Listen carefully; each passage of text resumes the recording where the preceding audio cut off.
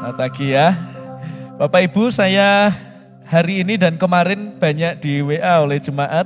Seperti saya seorang guru yang dimintai izin oleh muridnya ya.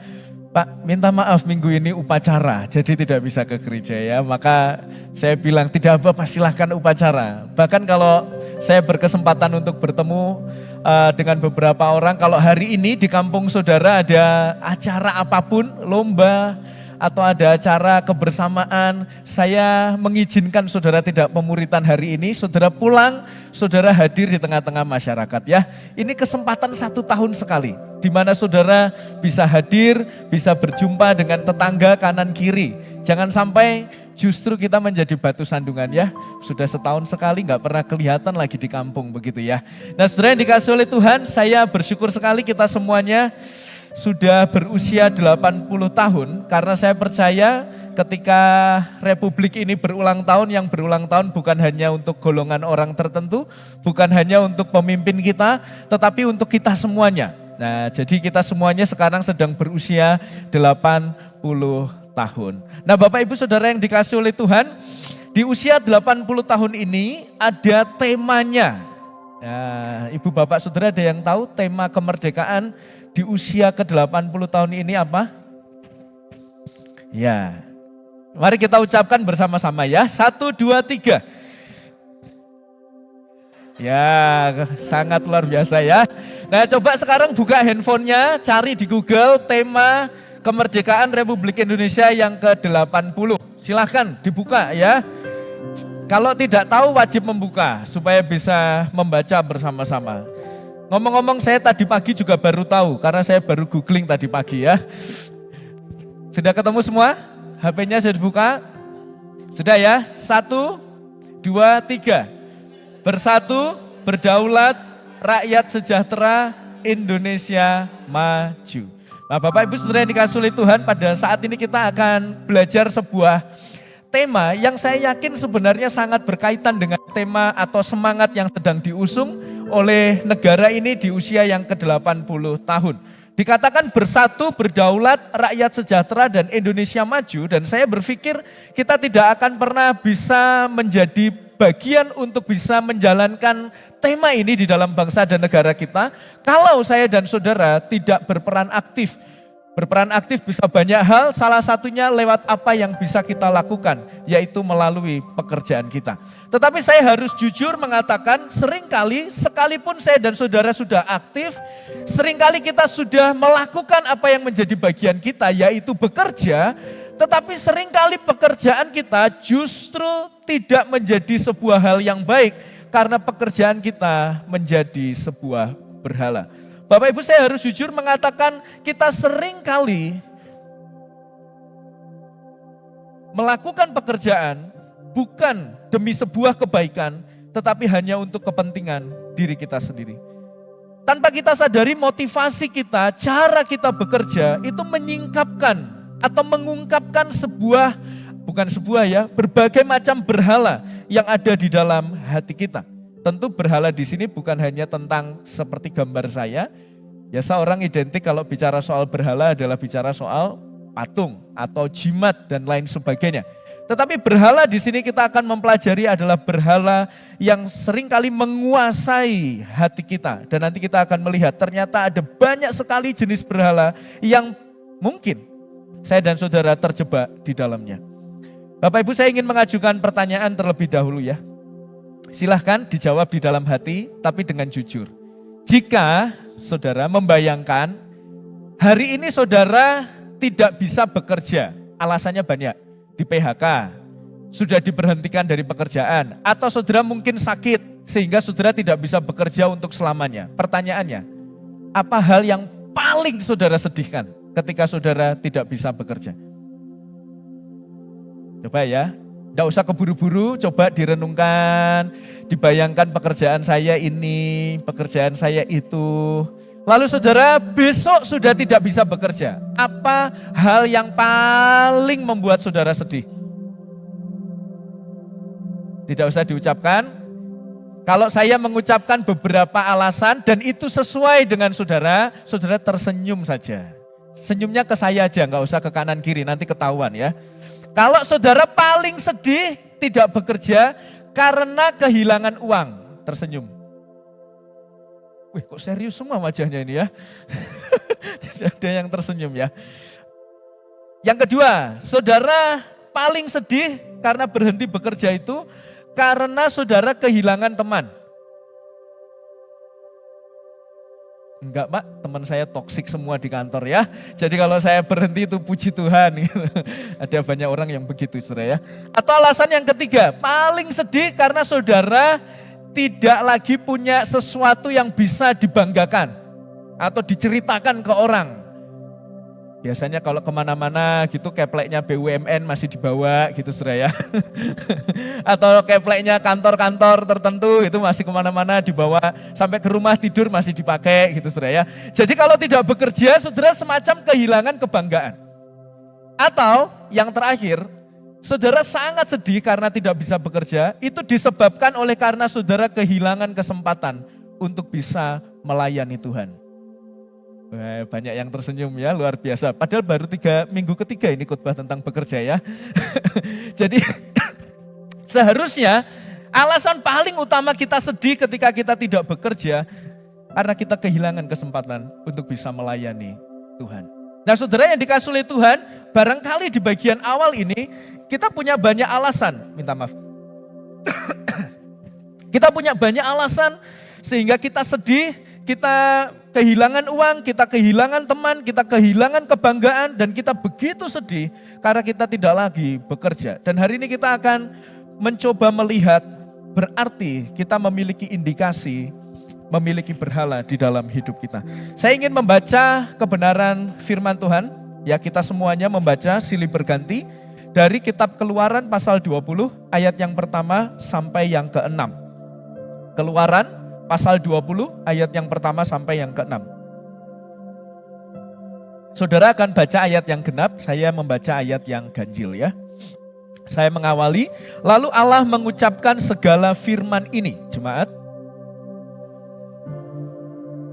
Engkau keluar dari tanah Mesir, dari tempat perbudakan. Jangan ada padamu Allah lain di hadapanku.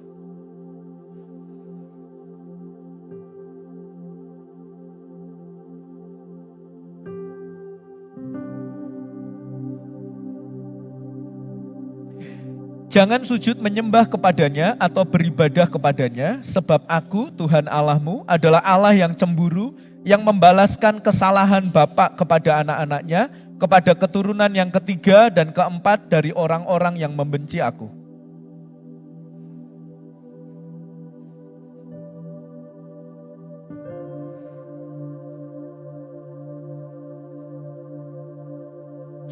Amin.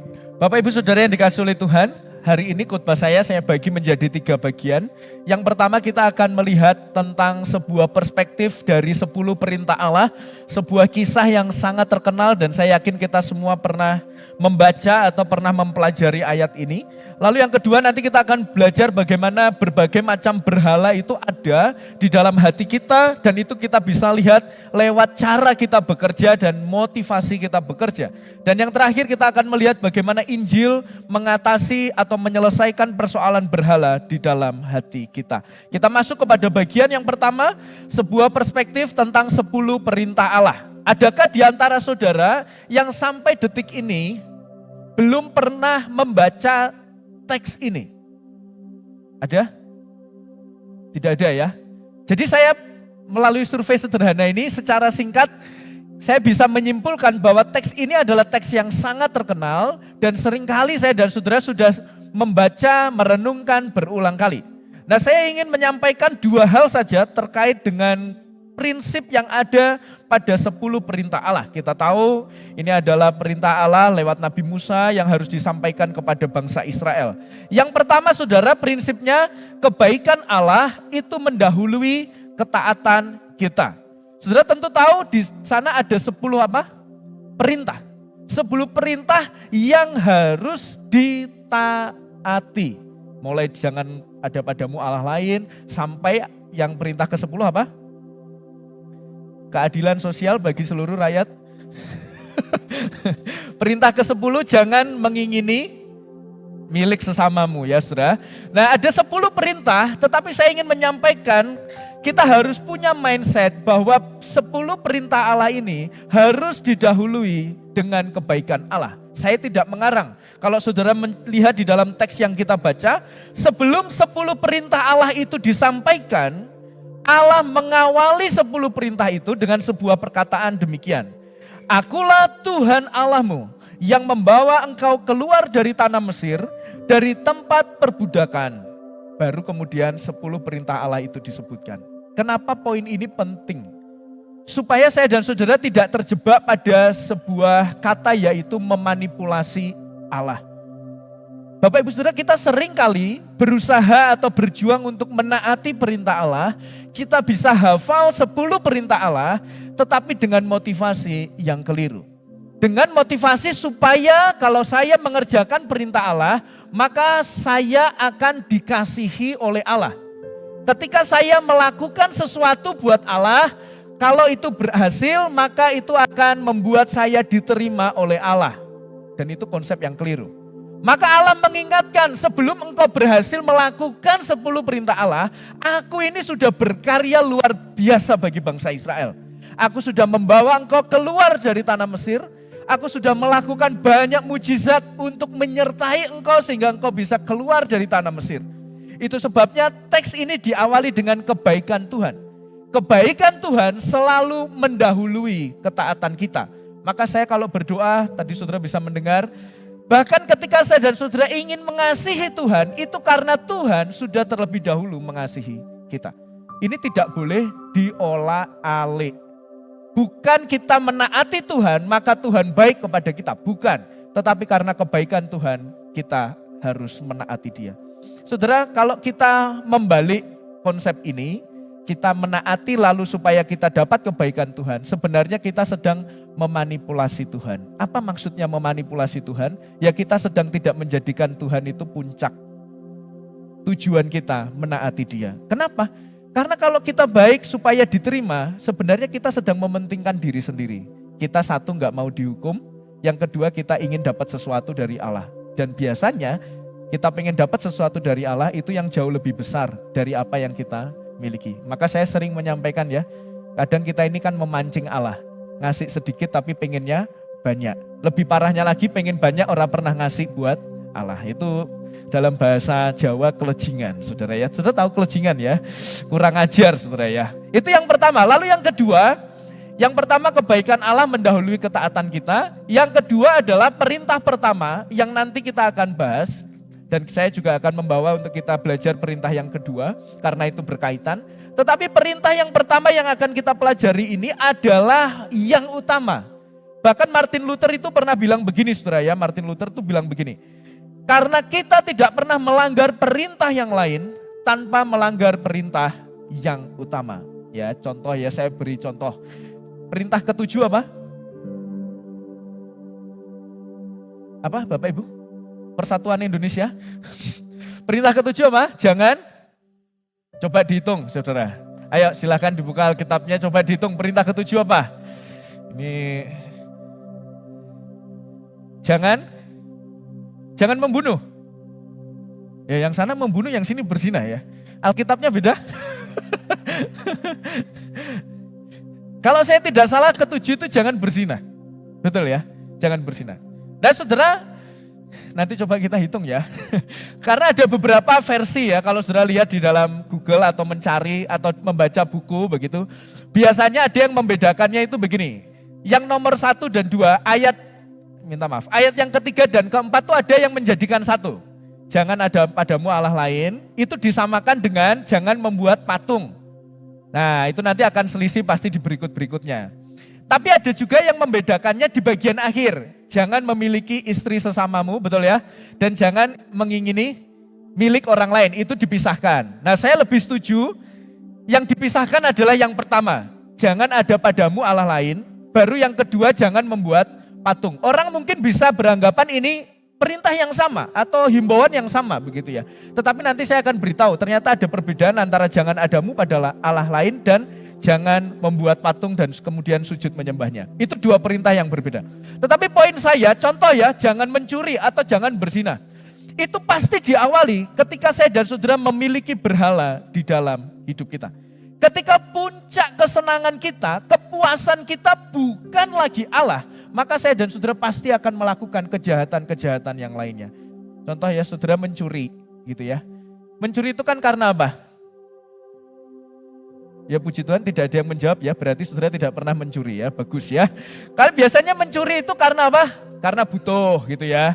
Biasanya kalau butuh itu nanti ditelusuri lagi karena ada faktor yang lainnya gitu. Supaya butuh apa? Butuh HP. Kenapa butuh HP? Yalah perlu HP supaya dibilang keren. Nah saudara, berarti ada puncak kepuasan selain Allah yang terletak pada hal yang lainnya. Itu sebabnya saya setuju dengan yang dikatakan oleh Martin Luther bahwa kalau kita melanggar semua perintahnya, pasti kita melanggar perintah yang pertama. Jadi akarnya itu pasti adalah ada Allah lain, kepentingan lain, puncak kehidupan kita selain Allah. Maka perintah yang pertama ini sangatlah penting untuk kita pelajari. Minggu depan kita akan bahas perintah yang ketiga, tapi hari ini kita akan bahas perintah yang pertama dulu. Nah saudara, inilah dua prinsip yang perlu kita pahami di dalam 10 perintah Allah. Lalu kemudian kita masuk ke poin yang kedua, yaitu berbicara tentang berbagai macam berhala di dalam pekerjaan kita. Nah saudara, tadi saya sudah singgung bahwa perintah pertama dan kedua ini mirip. Namanya mirip berarti tetaplah tidak sama, hanya mirip saja. Saya dan adik saya ini banyak orang bilang mirip, tetapi kami pasti berbeda. Ya, selera cewek kami berbeda begitu ya. Atau selera sepatu kami berbeda, dia suka yang mahal, saya suka yang murah begitu ya. Maaf ya. Ya saudara, mirip itu pasti tidak sama. Nah saudara, bagian yang pertama itu ada di ayat ketiga. Jangan ada padamu apa? Allah lain. Itu fokusnya lebih kepada objeknya. Siapa yang kita sembah? Kalau saudara, ini contohnya ya, ada Allah, lalu ternyata kita mengandalkan yang lain, contoh jimat gitu ya. Nah ini berarti sesuatu yang berbeda. Jadi lebih penekanannya kepada objeknya. Tujuan penyembahan kita itu bukan Allah. Tapi yang kedua, jangan ada padamu, yang kedua itu janganlah membuat patung. Lalu di ayat berikutnya dikatakan janganlah kamu sujud menyembahnya. Ini berbicara tentang cara penyembahan. Jadi sekalipun saudara menyembah Allah Tritunggal, tapi cara saudara menyembah itu salah, itu juga tetaplah salah. Makanya Bapak Ibu Saudara, waktu saya dan seluruh pelayan penyembahan belajar tentang liturgi, salah satu dasarnya adalah ini. Allah itu tidak hanya peduli objek penyembahan kita yang seharusnya adalah dia, tidak hanya peduli itu, tetapi dia juga peduli cara kita menyembah. Sehingga kita itu perlu belajar untuk menyusun liturgi. Karena cara kita menyembah itu adalah bagian yang diperhatikan oleh Allah. Saudara tentu ingat siapa temannya Musa yang kemudian membangun patung anak lembu emas? Harun. Waktu dia membangun anak patung lembu emas, Harun itu apakah dia berkata, ini dewa-dewa orang Babel atau dewa ini? Tidak. Saudara perhatikan dia berkata, ini adalah Allah Israel. Tapi dengan cara apa? Dibuatkan patung anak lembu emas. Tuhan marah enggak? Marah. Jadi cara menyembah itu penting bagi Tuhan. Jadi perintah kedua lebih berbicara kepada caranya, perintah pertama lebih pada objeknya. Nah sekalipun berbeda, tapi ini sangat berkaitan. Sehingga saya ingin coba meringkas atau merangkum sebuah definisi tentang berhala dari seorang tokoh bernama John Piper. Dia berkata begini, segala sesuatu, apapun saudara dalam hidup ini, yang menjadi puncak, menjadi fokus, menjadi sumber kehidupan kita selain Allah, berarti itu adalah berhala. Pak, berarti keluarga bisa jadi berhala? Jawabannya bisa. Pak, berarti pekerjaan bisa jadi berhala? Jawabannya bisa.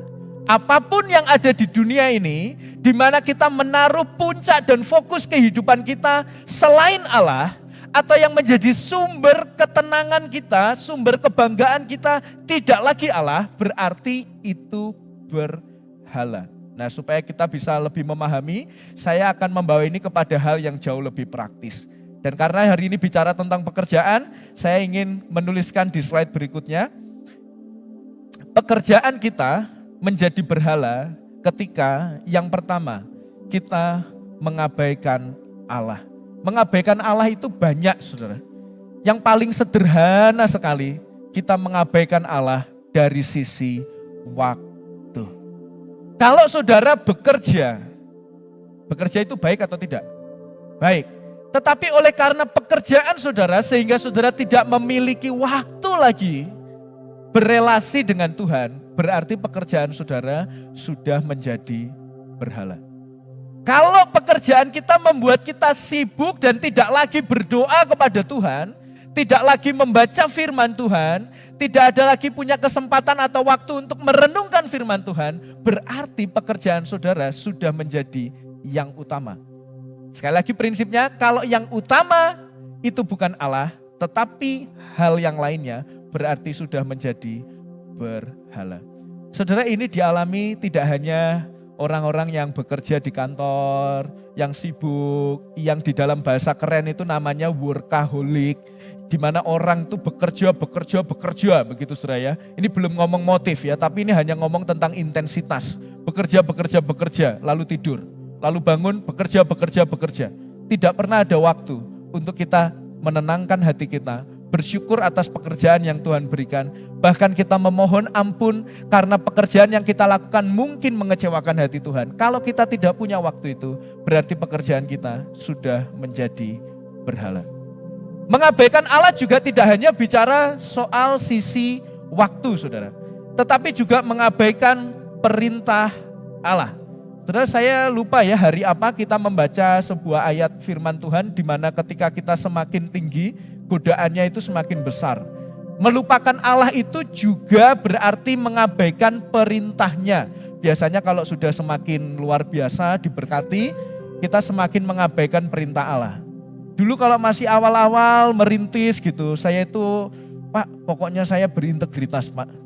Saya untung sedikit, tapi pokoknya hidup benar itu saya lakukan. Nanti kalau sudah semakin diberkati, begitu saudara ya, sudah bisa beli ini, beli itu. Yang dulu sudah enggak sewa ruko, sekarang dulu di pinggir jalan, sekarang sewa ruko, beli ruko banyak, buka cabang gitu ya. Lalu mulai diperhadapkan dengan birokrasi yang rumit dan kemudian kita mulai berkata, enggak apa-apalah titip-titip sedikit ya saudara ya. Kalau enggak titip sedikit ini ribetnya luar biasa Pak gitu. Jadi saudara, seringkali pekerjaan kita menyingkapkan berhala ketika kita kemudian mengabaikan Allah. Tidak lagi peduli terhadap perintah Tuhan. Ya saudara yang dikasih oleh Tuhan, kita perlu berhati-hati kepada hal ini. Dan itu tidak hanya dialami oleh Bapak Ibu yang bekerja di kantor dan di lain sebagainya. Ini juga bisa menjangkit seorang pendeta, seorang pelayan Tuhan, seorang hamba Tuhan. Saya beberapa kali menemukan diri saya begitu lelah dan capek hanya oleh karena melakukan aktivitas pelayanan, tetapi tidak punya waktu untuk duduk diam berdoa kepada Tuhan. Saya harus akui itu. Yang berjuang ini bukan hanya saudara, saya juga berjuang untuk menaati firman Tuhan. Ketika saya menyampaikan hal ini, firman Tuhan terlebih dahulu menegur kehidupan saya. Sehingga Bapak Ibu Saudara, kita semuanya sama-sama berjuang. Tidak ada yang lebih baik dan tidak ada yang lebih buruk saudara. Kita sama-sama belajar untuk benar-benar mengerti bahwa pekerjaan kita seharusnya tidak mengabaikan Allah. Mengabaikan dari sisi waktu, tetapi juga mengabaikan dari sisi perintah Allah. Tetapi pekerjaan selain dikatakan menjadi berhala ketika kita mengabaikan Allah, yang kedua pekerjaan menjadi berhala ketika kita bekerja demi uang, bukan demi Allah. Nah kemarin di doa pagi saudara, saya itu belajar bersama dengan para peserta yang doa pagi, yang banyak lansia begitu ya.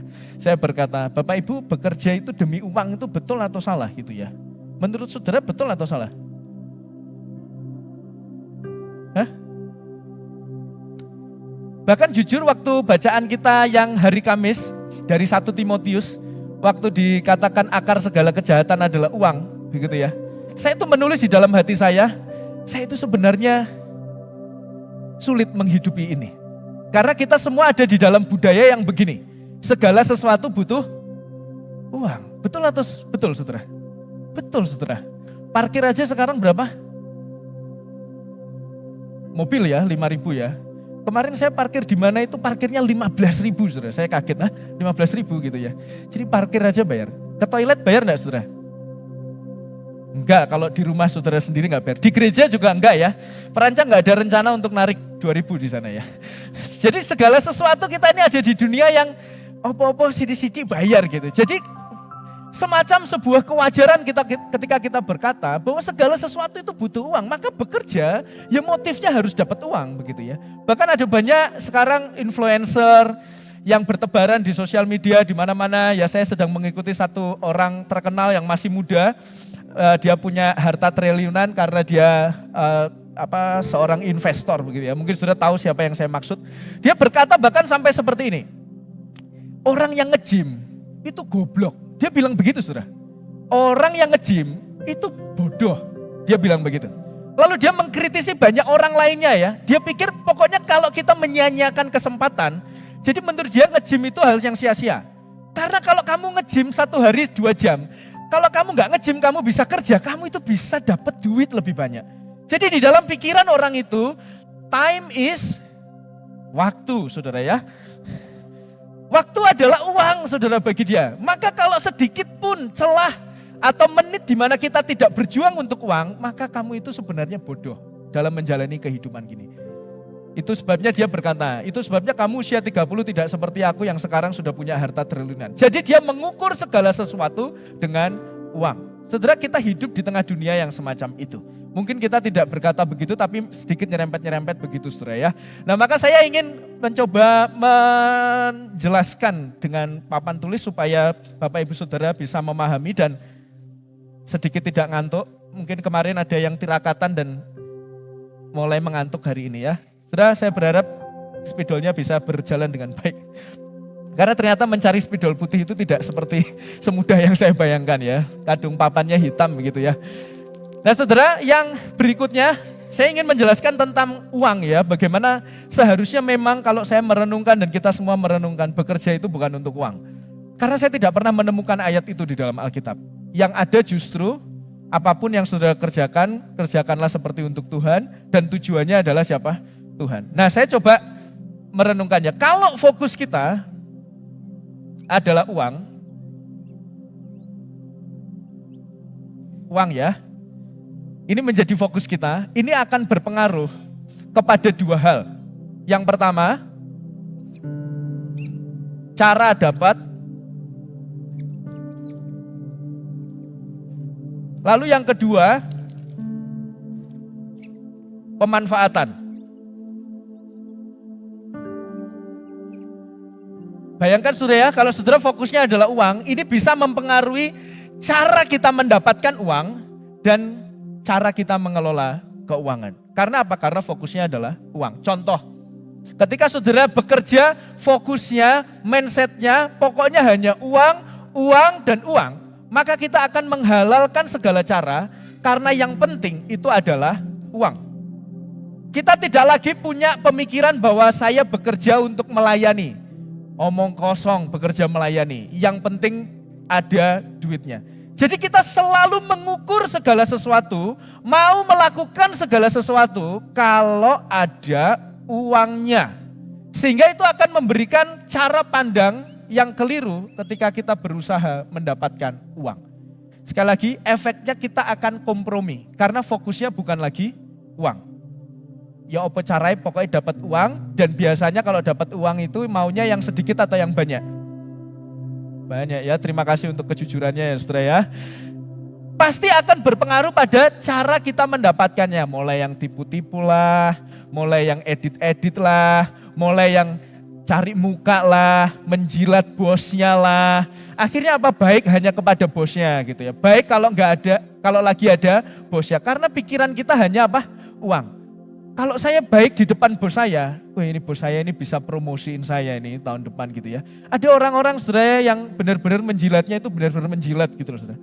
Jadi bisa tersenyum di hadapan bosnya, ketika bosnya pergi itu bisa langsung berubah menjadi muka yang sangat cemberut gitu saudara. Semua kita lakukan hanya untuk mendapatkan uang. Sehingga tidak ada lagi ini konsep melayani, pengabdian, pengorbanan, tidak ada saudara. Karena mindset kita hanyalah uang. Dan tidak hanya berhenti pada salah di dalam cara mendapatkan, tetapi juga salah di dalam pengelolaan. Kalau mindset kita ini hanya uang, uang, dan uang, nah ini yang menarik, saya akan masuk kepada bagian berikutnya. Karena uang ini bisa menjadi semacam pertunjukan berhala di dalam hati kita. Saudara, uang itu netral. Ya, saya itu kasihan sering ya, uang itu bagi orang Kristen selalu disalah-salahkan begitu. Padahal uang itu netral.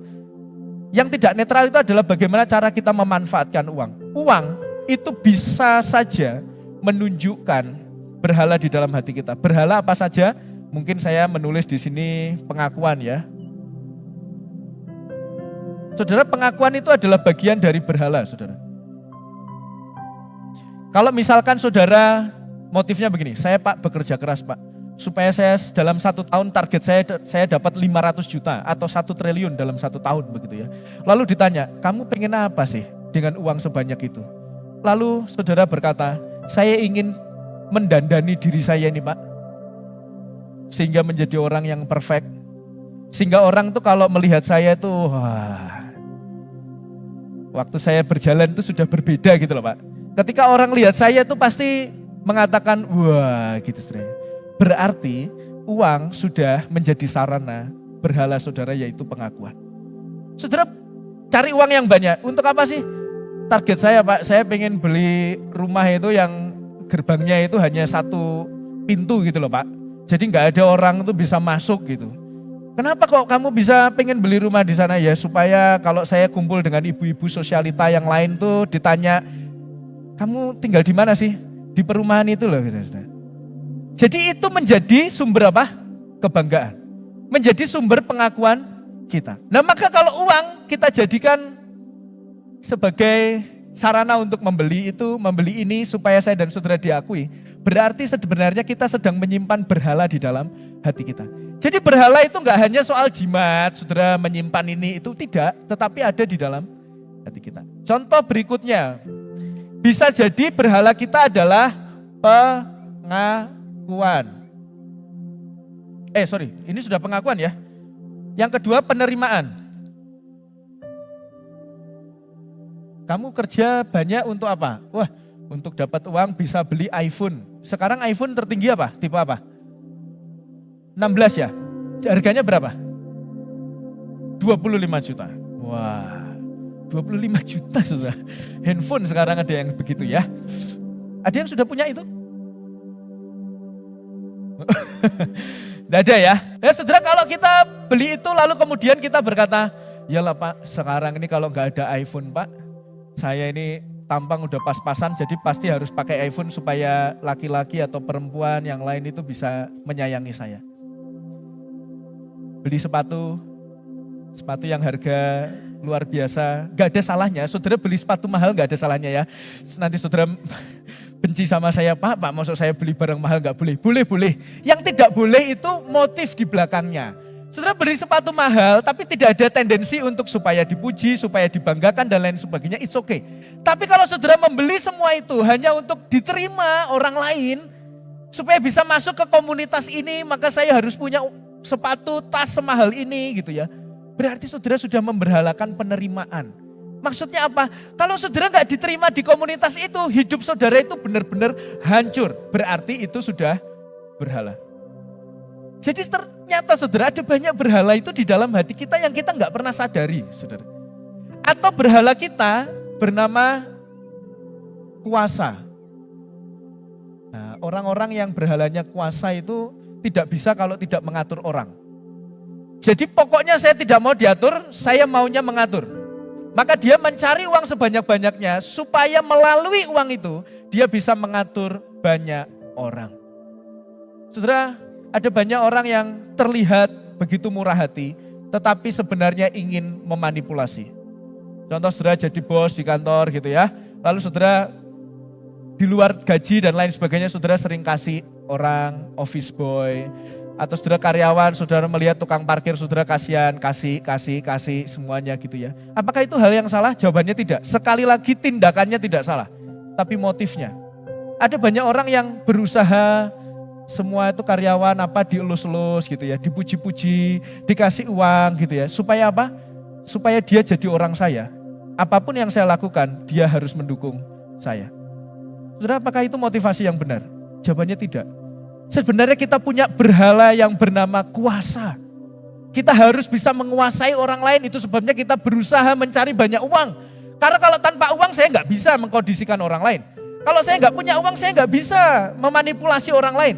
Maka saya cari uang sebanyak-banyaknya supaya saya bisa memanipulasi banyak orang. Supaya orang yang banyak itu jadi orang saya gitu loh. Apa-apa yang saya kerjakan tuh orang selalu mendukung, gak berani menolak saya. Berarti saudara punya berhala kuasa di dalam hidup saudara. Dan saudara yang dikasihi oleh Tuhan, hal-hal semacam ini beberapa opsi ya. Kadang kita gak sadar, tapi kita melakukan itu. Kita gak tahu kalau ternyata itu berhala, sesuatu yang buruk dalam hidup kita. Tapi ada orang-orang yang sudah tahu, ini salah, ini berhala. Tetapi tetap melakukannya. Mengapa? Karena kenikmatan. Karena dihormati, diakui, berkuasa bagi orang-orang lain itu adalah sesuatu yang nikmat saudara.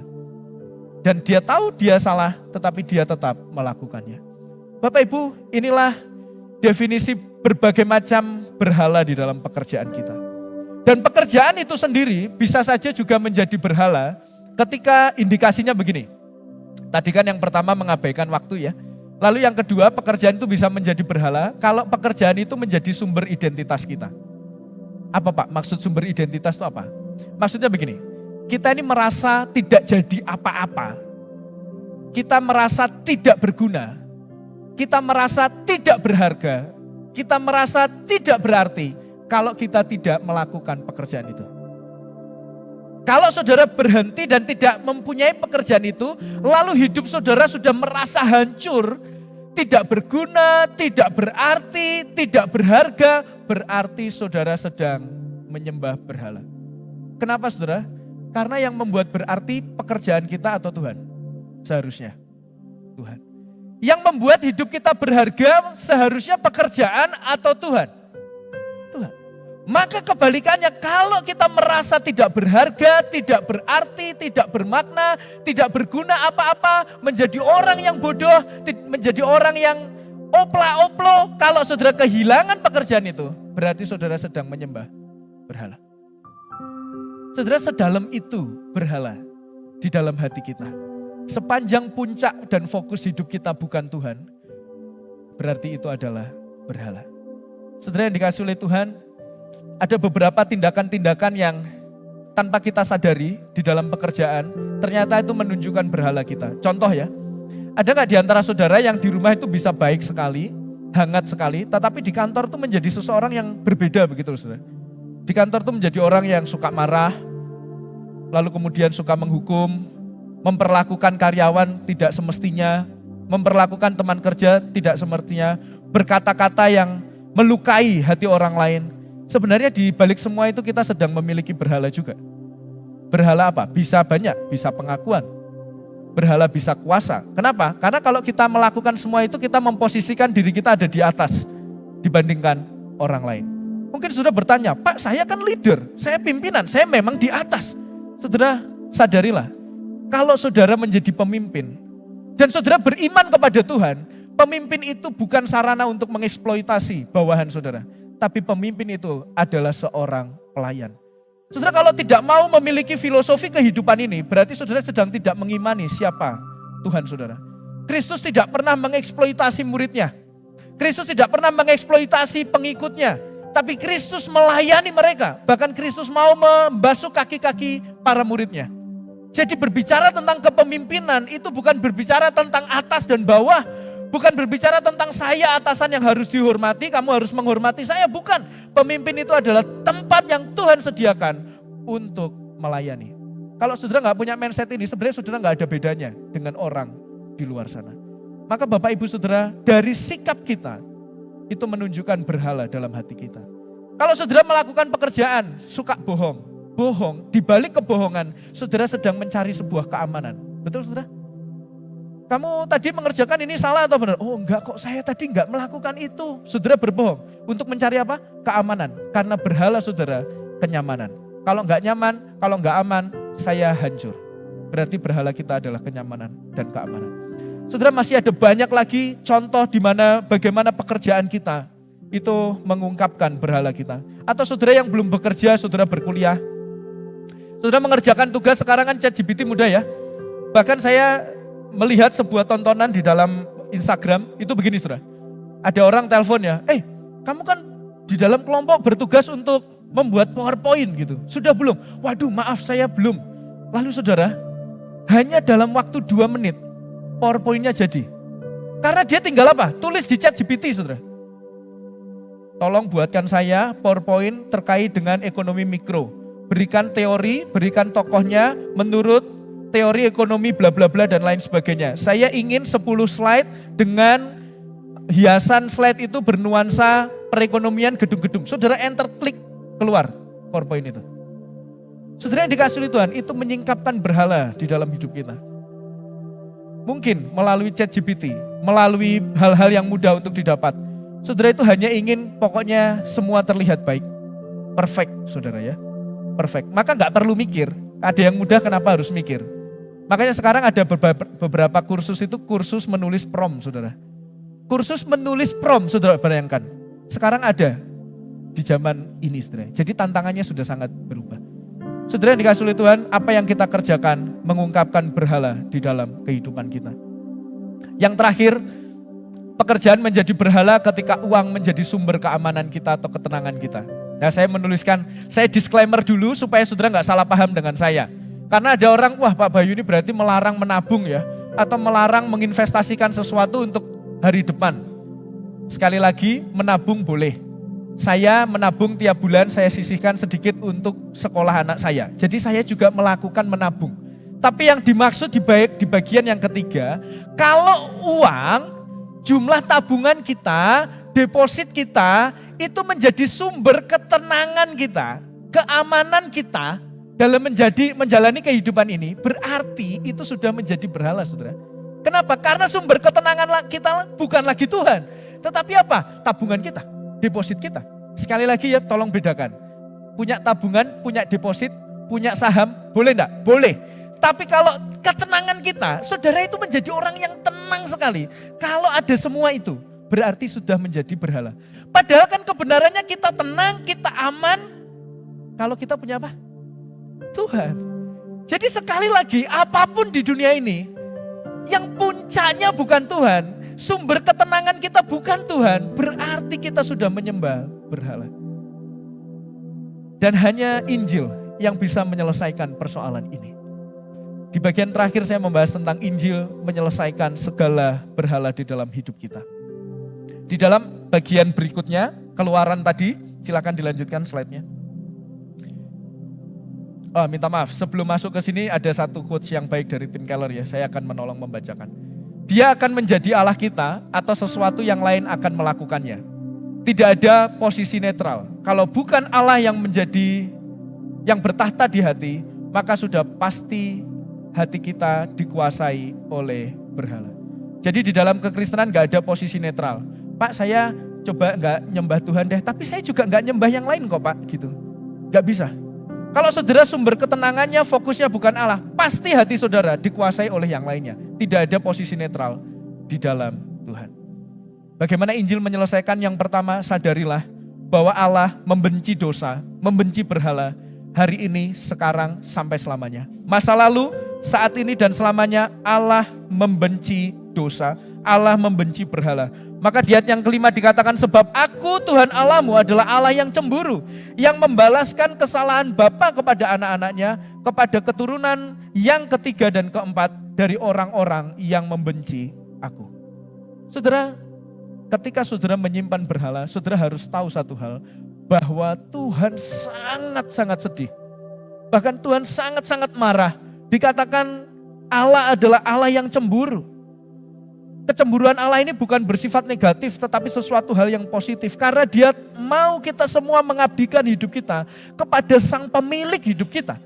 Ketika Allah sudah menebus kita dengan harga yang mahal, maka saya dan saudara seharusnya mengabdikan seluruh kehidupan kita kepada Tuhan. Sumber ketenangan, kebanggaan kita harusnya adalah Tuhan, bukan diri kita sendiri. Tanpa menyadari hal ini, mustahil kita bisa menyelesaikan berhala dalam hidup kita. Tanpa kita sadar kalau saya punya berhala, maka Tuhan sebenarnya marah. Tuhan sebenarnya begitu membenci berhala di dalam hati kita, kita tidak akan pernah bertobat untuk menghancurkan berhala-berhala di dalam hati kita. Jadi harus diawali pada satu prinsip, bahwa Tuhan ingin kita semuanya memberikan segala sesuatu bagi Tuhan. Berhentilah kalau saudara selama ini punya berhala pengakuan, penerimaan. Berhentilah untuk memelihara dan memberi makan semuanya itu, tapi hancurkanlah dan beralihlah kepada Allah. Dan bagian yang terpenting, di bagian kedua bagaimana Injil menghancurkan berhala kita, karena identitas kita aman di dalam salib Kristus. Saudara, ini menarik ya. Kenapa kok kita punya berhala banyak? Karena kita ingin diterima. Berarti kalau kita ingin diterima, ada satu pemikiran di balik apa yang kita pikirkan itu, bahwa kita belum diterima secara sempurna. Maka kita nyari penerimaan yang lain. Tapi saudara, saya ingin memberitahu bahwa Kristus itu menerima saudara dengan sempurna. Dengan sempurna, saudara. Waktu dia disalib di atas kayu salib, dia mengatakan sudah selesai. Maka dosamu masa lalu, masa kini, dan masa yang akan datang yang belum engkau lakukan, itu sudah diampuni secara lunas. Oleh siapa? Oleh Kristus. Maka saudara tidak perlu lagi nyari penerimaan dari yang lain. Saudara tidak perlu lagi mencari pengakuan dari yang lain. Karena kalau saudara mencari pengakuan, penerimaan dari orang lain, saudara pasti menyembah yang lain. Saudara memberhalakan yang lain. Maka saudara harus puas sekali dengan penerimaan, pengakuan, dan kasih dari Kristus di dalam hidup saudara. Maka saudara, saya selalu mengatakan, jangan pernah bosan untuk merenungkan kasih Allah itu. Jangan pernah merasa bosan dan berkata kekristenan kok soal anugerah. Memang kekristenan adalah soal anugerah. Di mana kehidupan kita ditebus bukan karena kita, bukan karena apa yang saudara lakukan, tetapi karena anugerah Tuhan.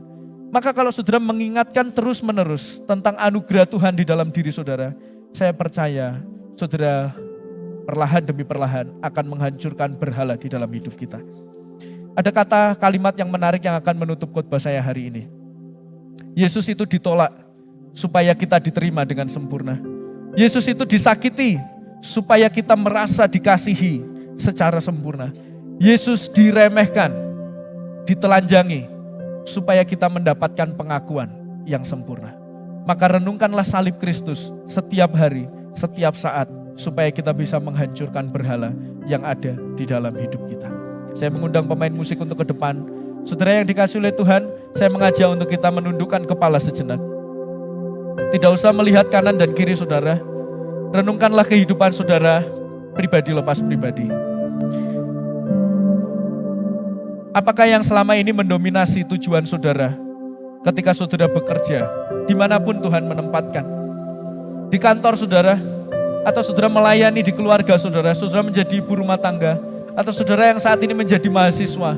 Apa motivasi terbesar saudara melakukan pekerjaan itu? Mari renungkanlah itu. Kalau jawabannya bukan untuk kemuliaan nama Tuhan, bukan supaya saya dan saudara bisa melayani Tuhan, itu berarti ada berhala di dalam kehidupan kita. Dan saat ini saya mengajak untuk kita bisa merenungkan salib Kristus. Bagaimana ia tersalib, dipaku, mati untuk memberikan identitas yang baru bagi kita. Sadarilah bahwa salib Kristus itu adalah tempat di mana kita diakui secara sempurna. Salib Kristus itu adalah tempat di mana kita diterima secara sempurna.